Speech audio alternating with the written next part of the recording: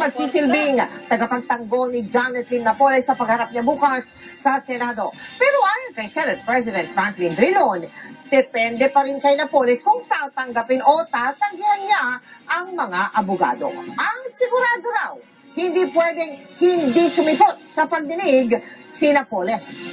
Nakatutok si Sandra Aguinaldo.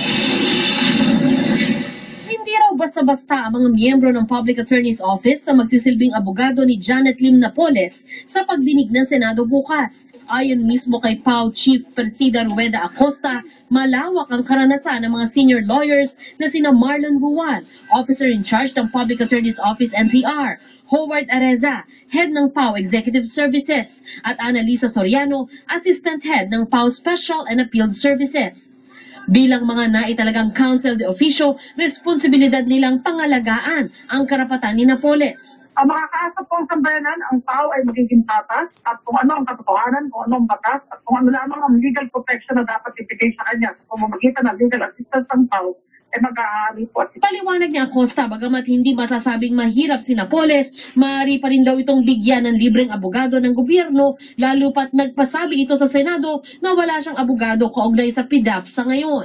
Halimbawa ni Acosta, noong 2002, nagsilbing lawyer sa plunder case ni dating Pangulong Estrada ang PAO matapos alisin ni Estrada ang kanyang defense team dahil sa aniya ay hindi patas sa takbo ng kaso. Basta kami ay tumulong sa isang akusado, maging sino man siya, kahit na ang halimbawa, murder o homicide ang sinaktan sa kanya, siyempre, ang magiging katapatan natin hindi lamang sa batas, kundi maging doon sa tao na ating tutulungan.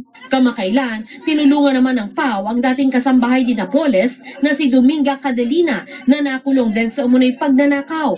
Ibinasura ng korte ang kaso at nakalaya si Cadelina. Sabi ni Senate President Franklin Drilon, depende na kay Napoles kung tatanggapin o tatanggihan ang mga PAO lawyers. Ang mahalaga raw ay sumipot ito sa Senado bukas. Ang isang testigo ay may karapatang pumili ng kanyang abogado of her choice. Pwede niyang tanggihan ang PAO lawyers, pero hindi siya pwedeng hindi pupunta. Sandra Aguinaldo, Nakatutok.